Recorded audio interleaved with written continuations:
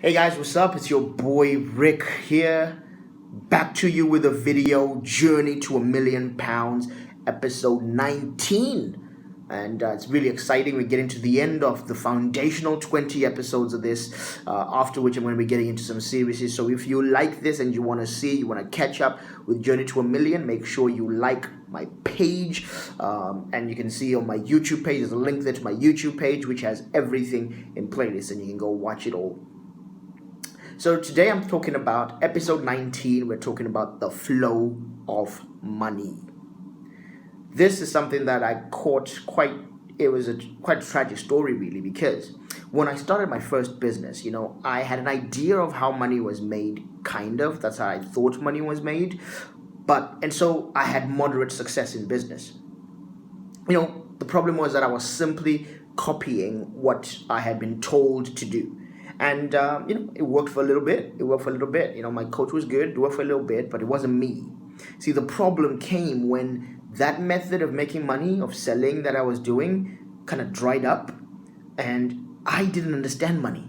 So I was stuck. And, predictably, the business just failed.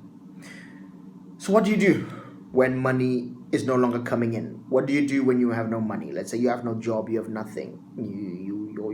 You've tried business and it's not working. Part of my journey to £1 million was realizing that if you're at a place where money is not flowing to you anymore, then it may help to start over at the beginning in order to change things. And I find that the beginning is finding out how money flows.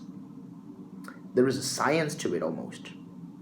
In the simplest form, in the simplest terms, money flows when people who have it, it falls from people who have it to people who offer them something of value. Let's say you have money, right? Let's say you have money and I have a tennis racket that, is valuable to you. So, you may give me your money then for that tennis racket. But it's very important to know that money only flows it only flows to things that we deem are worth or more valuable than the money itself. So the example is that the only way that I will buy an iPhone, for example, for £500 is if I think that the value that I get from that iPhone is worth more than £500. If not, I'm not buying it. And this is where the wealth equation comes in, which is that wealth equals to value times leverage. So wealth, which is money, it equals value, or what you have to offer, times leverage, which is how you market. So let me explain that. I find that wealth is a combination of two things: the value that you have to offer, together with how you market that value. This is really, really important to get. If you look at the article that goes with this, you will see that equation, the wealth equation. You will see it in there. The article that goes with this video, you will see that. You see, let's start first with value. So value can be defined very widely to mean anything that you have which is useful to someone else. So value could be your time, it could be your effort, it could be your sense of humor, it could be your possessions, or it could even be your wisdom. Right? You can use any value whatsoever, from internal ones that you serve other people with, like for example your advice, but also to external ones like your land. If you want to sell your land, for example, so how does it show? A tech inventor then, like Mark Zuckerberg, for example, he gives the world value through the innovation he puts into Facebook and all its other products. But however, a dealer like Donald Trump, before he became president, had an uncanny ability to sense the types of real estate and branding deals that are going to make him some money. So it's different. The different forms of value. This is the value that is your raw material for money to flow for you, money to flow to you. So that was the first bit, value. The next step, however, is how you market either yourself or what you have the thing you have produced. That's what I call leverage. So you can leverage the value you provided. You can leverage the value you provided either through multiplying what you have, like let's say the product you have, or magnifying yourself. And what do I mean by this? Okay, stay with me here. Stay with me. Let's take the example of the tennis racket that I mentioned earlier. If this is the value that you are giving out to the world, that's the product that you're producing to the world, a tennis racket, then you can multiply by making many rackets, making them and selling as many as possible. So money flows to you that way. More money flows to you the more you're selling.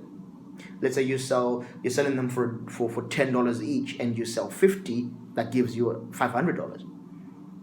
But if you're famous enough, for example, you can put your logo or you can put your signature on the racket to magnify how much it's worth. That's the difference between multiplying and magnifying. So both of these are legitimate ways to increase the money that's flowing to you. That's what I mean by leverage. Leverage allows you to increase the flow that the value gave you in the first place. So the opportunity is there to make yourself special and rare, that is to magnify yourself, or to make your product replicable, that is to multiply, right? This is how you create space for other people to come in. This is how you create space for people to come in around you and collaborate with you and make their own money. You get them to partner with you at some point in this equation and in some other part in this wealth equation to produce a win-win situation. Let's take a case study of how the shoe manufacturer Nike uses a combination of these two, multiplying value and magnifying value. Okay, so first, Nike has factories all over the world where, it gives them the capacity to produce a lot of shoes, many pairs of shoes, in fact, millions of pairs of shoes. And when they sell these shoes sell in the billions because it's a valuable product. That's one way. That's its example of multiplying its valuable product.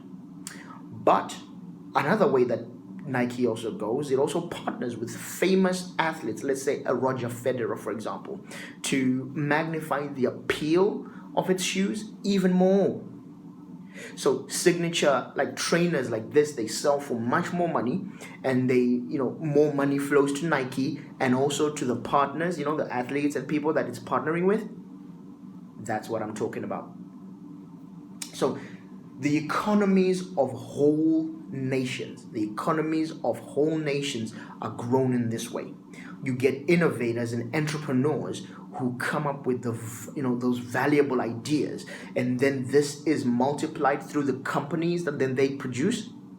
That's what creates jobs. This creates wealth for everyone to share in, because people come in and get involved. You get a job, you become a manager, you become someone in the factory, you become an engineer based on just the simple value of the idea and then the way it's been multiplied through those factories. But you have to be willing to work. That's where it is. Both creating that value and multiplying it or magnifying it is work. So, I like to give practical steps. As I finish this video, I want to give practical steps that would get you into the position, for money to flow to you. Number one, ask yourself, what value do I offer?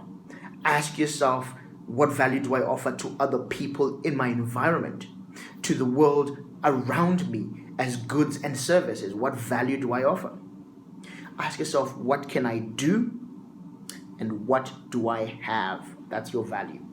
Number two, figure out whether you are an extrovert or an introvert. Figure out whether naturally you are introverted or extroverted. You see, introverts do better when we multiply our value, and extroverts do better when they magnify their value. In general, this is how it works. And also number three, then, your work should be focused, and it should be a system that focuses on these two things. Direct your activities to either bringing value or leveraging that value. You see, everything else is sideways energy. Everything else is a distraction. Make sure you're doing this. To conclude, let me go back to that story I was telling you in the beginning. See, in my new foray into business, what I'm doing now, you see, I have become to see the value that I bring to be, among other things, my knowledge and wisdom on areas such as work and jobs,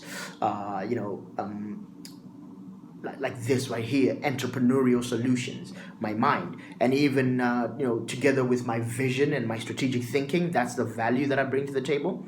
And I concentrate on turning these values into products, like my book, Minimum Wage Revolution. Make sure you get it, and as well as pieces of written and video content that I'm putting out all the time. That's the way I leverage. My business is much more predictable now because these are the areas that I am strong in. So I concentrate on creating that value, bringing out that value, and then leveraging it by always producing products. See, my hope in sharing this, what do I hope? My hope in sharing this is that you may figure out what value and leverage that you can use to make yourself some money. That's what I hope for. So I hope you guys enjoyed this. Make sure you like the page. Make sure you tell me what you think about this video. I thought I was bringing some real fire on this one, Journey to a Million. I'll see you guys later. Have a good day.